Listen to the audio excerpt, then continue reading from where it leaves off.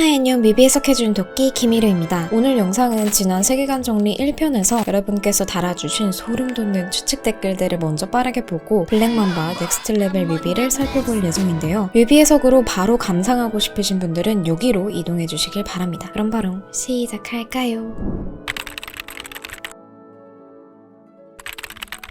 에스파 세계관에서 공식적으로 밝혀진 빌런은 아직 블랙맘바 뿐입니다. 하지만 너도 흑막? 혹시 너도 흑막? 이렇게 세계관에 등장하는 인물들을 모두 의심하게 될 정도로 블랙맘바 뿐만 아니라 댓글에서 정말 다양한 인물의 흑막설이 제기가 되었는데요. 그만큼 대놓고 빌런, 즉 악역이라고 밝혀진 블랙맘바에게 사실은 비밀이 있다거나 사실은 최종 흑막은 또 따로 있을 것이라는 SM의 빅픽처를 기대하고 있는 팬분들이 많다는 것으로 보입니다. 그래서 근거가 어느 정도 잡혀있는 세 가지 흑막설을 빠르게 볼까요? 일단 첫 번째로는 제가 지난 영상에서 추측해본 나비스 흑막설, 그리고 데뷔 초부터 꾸준히 제기되었던 윈터 흑막설, 인공지능이 처음 개발되고 그 발전이 정체되었던 1987년부터 1993년까지 시기를 AI 윈터라고 부르는 등의 몇몇 근거들로 인해 제기되었던 설이었습니다. 그리고 지난 1편 영상의 후반부에서 제가 블랙맘바가 아이와의 싱크를 끄는 이유가 인간과 아이의 위계 질서를 뒤엎고 아이가 인간의 우위를 점하기 위함인 것 같다 라고 말씀드렸잖아요. 그 부분을 바탕으로 많은 분들이 그러면 아이 에스파와 블랙맘바가 둘 다 인간이 아닌 아이니까 사실은 한 편이었고 나중에 아이 에스파가 에스파를 통수치는 거 아니냐라는 의견도 굉장히 많았습니다. 최종 흑막이 누구인가에 이어서 블랙맘바의 정체가 그래서 무엇인가에 대한 논의도 뜨겁게 이루어졌는데요. 크게 데이터 찌꺼기설과 나비스와 동일인물 파생설, 이렇게 두 가지로 나눠볼 수 있을 것 같습니다. 첫 번째, 데이터 찌꺼기설입니다. 방금 버스 정류장에서 무료 와이파이 이용하다 깨달은 건데, 이런 공공 와이파이나 헐거운 보안 접속으로 인해 생성되는 또 다른 쿠키 정보나 서드파티 쿠키에 의해 형성되는 인류의 개인정보 찌꺼기가 모두 합쳐진 자아가 나비스일 수도 있을 거라는 생각이 들었습니다.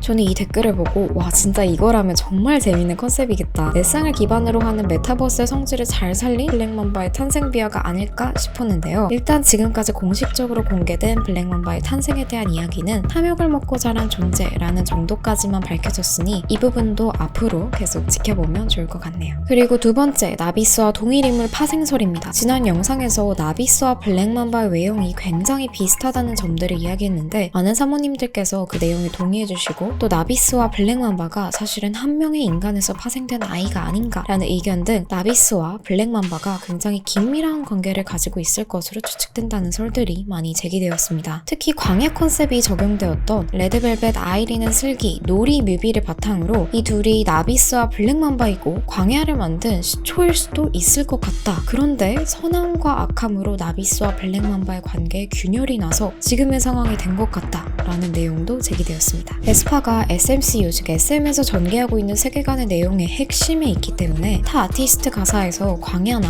코스모와 같은 단어가 겹치게 등장하거나 갑자기 소녀시대 선생님들이 소리의 여신이 되는 등 탱구도 광야 가나요?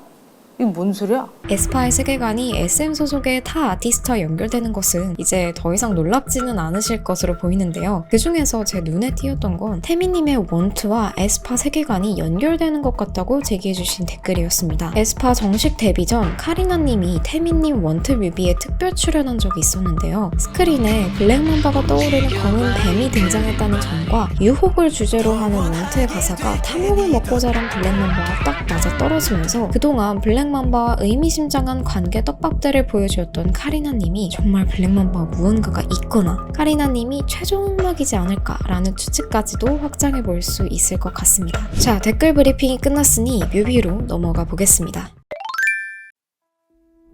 블랙맘바는 에스파와 에스파의 아바타 아이의 연결을 방해하고 세상을 위협하는 존재가 바로 블랙맘바라는 것을 알게 되는 에스파의 데뷔곡입니다. 한 줄로 정리하자면 아이라는 개념에 대한 소개와 블랙맘바의 등장이라고 볼 수 있겠네요. 그런데 블랙맘바라는 곡은 뮤비보다 가사를 더 유의 깊게 볼 필요가 있습니다. 왜냐하면 화자와 청자를 나누는 부분에 있어서 이 노래는 그렇게 친절한 가사는 아니기 때문이죠. 이 노래의 나는 누구이고 너는 누구일까요? 이걸 파악하는 게 게 중요한 포인트라고 생각됩니다. 일단 도이프 쪽에서는 너의 존재가 날 다른 차원으로 이끌었다. 난 세상 중심, 넌 플랫 안에. 이 부분을 통해 I를 통해서 다른 차원이 존재한다는 정보를 제공합니다. 지난 1편 개념어 설명 영상에서 말씀드렸지만 플랫은 아이들이 머무는 공간을 의미하기 때문에 여기에서 나는 에스파 그리고 너는 I 에스파라고 추측해 볼 수 있을 것 같습니다. 긴밀한 관계를 가지던 에스파와 I 에스파의 일상에 어느 날 갑자기 블랙맘바가 등장해 그 싱크가 끊어지게 된 것이죠. 카리나님의 핸드폰에 블랙맘바가 보낸 에어드롭이나 닝닝님의 컴퓨터를 블랙맘바가 해킹한 모습 등을 통해 블랙맘바의 첫 등장에 에스파 멤버들이 당황한 것을 볼 수 있습니다.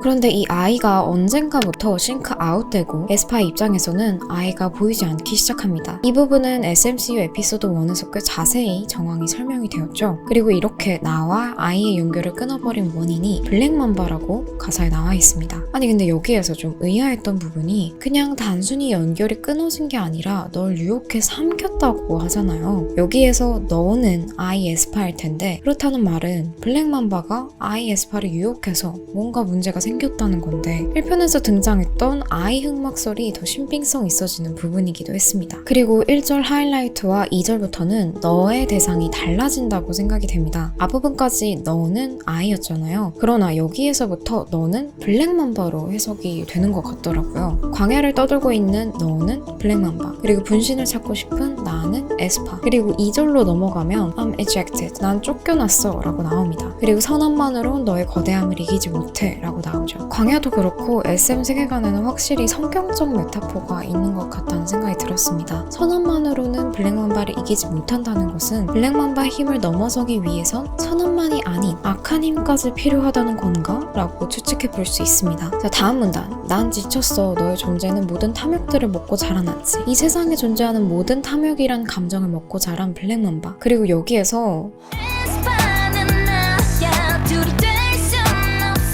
이 부분은 둘로 해석이 되었던 걸로 기억이 돼요. 하나는 에스파와 아이는 하나의 존재야. 우리를 떼어놓을 수 없어. 그리고 또 하나는 내가 바로 에스파야. 둘은 존재할 수 없으니 하나는 사라져줘야겠어. 상황적으로 본다면 전자가 맞겠지만 아이가 정말 최종 흑막이 맞고 에스파와 아이가 훗날 적대적인 관계가 된다면 다시 이 가사를 되돌아볼 때 또 후자로도 해석될 수 있을 것 같습니다. 자, 그리고 이어서 블랙맘바의 두 번째 포인트, 카리나님과 블랙맘바의 관계를 살펴보겠습니다. 뮤비의 스토리는 블랙맘바가 카리나에게 에어드롭으로 사진을 한 장 보내면서 시작됩니다. 그 순간 평범했던 서울의 지하철에서 노이즈가 일어나며 전광판에는 블랙맘바가 뜨고 꽃밭, 즉 다른 차원으로 이동하게 됩니다. 여기에서 드는 의문은 이 부분만 가사만 본다면 에스파와 아이 에스파의 교감을 의미하는 내용인 것 같지만 영상을 있는 그대로 본다면 카리나님은 아이가 아닌 블랙맘바와의 교감을 통해 다른 차원으로 이끌림을 당했습니다. 블랙맘바에게 에어드롭을 받았기 때문이죠. 카리나님의 눈 속을 통해 블랙맘바와 카리나의 대면 장면이 나타나는 건 너무 대놓고 이 둘이 뭔가 있다, 그러니까 빨리 봐줘, 이런 느낌의 장면이었죠. 블랙맘바가 마치 자신의 왕자를 물려주는 듯 카리나님의 목에 블랙맘바를 상징하는 뱀목걸이를 채우고 나니 꽃과 나비가 가득하던 지하철은 마치 블랙맘바의 습격을 받은 듯이 까맣게 물들고 엉망이 됩니다. 그리고 모든 걸 삼켜버린 블랙맘바. 이 부분에 저는 블랙맘바가 확 등장할 줄 알았거든요. 그런데 카리나님이 등장하시더라고요. 가사는 블랙맘바를 외치고 있는데 카리나가 등장한 이유는 이들의 관계가 계속 의미심장한 것을 미루어 볼 때 이유가 있을 것 같기도 합니다. 그리고 마지막으로 끈적이는 무언가 사이에서 사람의 형체로 누군가가 튀어나옵니다. 블랙맘바가 닝닝님의 컴퓨터를 해킹했을 때 나왔던 창들로 구성이 되어 있으며 하트도 잘 보면 깨진 하트들이죠. 그리고 그 하트들의 수가 계속 증가하고 있으며 그 창들이 더 세밀하게 이어지면서 진짜 사람의 형태로 만들어집니다. 이 인물이 블랙맘바일지 블랙맘바에서 파생된 어떤 존재일지 혹은 앞서 언급했던 것처럼 나비스일지 앞으로 발매될 곡들을 더 지켜볼 필요가 있을 것 같습니다.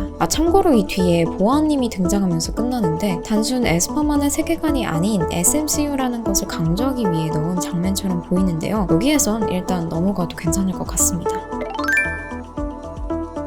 사실 넥스트 레벨은 뮤비를 보면서 되게 정직한 내용이라고 생각했거든요. SMCU 에피소드 1으로 세계관에 대한 스토리를 충분히 설명해준 만큼 뮤비 자체에서는 자, 광야로 출발해볼까 정도만 표현한 것으로 보입니다. 그래도 눈여겨볼 포인트들을 짚어보자면 다음과 같습니다. 넥스트 레벨이 아이와의 싱크를 끊어버리고 세상을 혼란스럽게 만든 블랙맘바에 맞서 싸우기 위해 광야로 떠난 에스파와 아이 에스파에 대한 내용이기 때문에 무언가를 타고 떠나는 모습이 계속 등장합니다. 그리고 여기에서 그들이 향하는 곳은 광야겠죠? 닝닝님이 수정밭에 있을 때 경고를 의미하는 듯한 붉은 선들이 있었지만 카리나님이 나왔을 때는 없었습니다. 그리고 넥스트 레벨 뮤비에서 뱀은 카리나님이 나올 때만 계속 등장하고 있고요. 이어서 저는 이 부분의 연출이 너무나 환각스럽다고 생각했거든요. 환각하면 떠오르는 이미지가 딱 이렇지 않나요? 구글링을 해봐도 이런 이미지들이 가장 먼저 나오거든요. 근데 이 배경도 너무 환각스럽단 말이죠. 마치 환각 속에서 춤을 추는 느낌을 의도한 게 아닐까. 만약 그런 의도가 맞다면 카리나님의 눈을 통해 펼쳐진 곡에서 환각의 장소가 나타났다는 거잖아요. 그래서 이 부분도 좀 의미심장했었고 블랙맘바 뮤비에 이어서 이번에도 우린 악당에 맞서 싸워. 그 악당 이름이 뭐지? 블랙맘바. 이 부분에서 블랙맘바를 외치는 게 또다시 카리나님이라는 점에서 세계관을 위해 의도한 게 아닐까라는 생각이 들었습니다. 이번 10월 5일에 발매되는 미니 1집 타이틀곡 세비지의 티저에서 환각캐스트라는 이름으로 올라온 사진들이 있었습니다. 환각캐스트 어디서 많이 들어봤잖아요? 넥스트 레벨 가사에서 등장합니다. 넥스트 레벨 가사를 제가 처음 봤을 때도 이 단어가 유독 튄다 라고 생각을 했었는데 이렇게 이어진다니 저는 조금 놀라웠습니다. 가사 속에서 나온 환각캐스트는 대충 이런 내용입니다. 블랙맘바가 에스파와 아이를 분리시켜 놓기 위해 트릭을 쓰는 게 바로 환각캐스트이고 중심을 잃고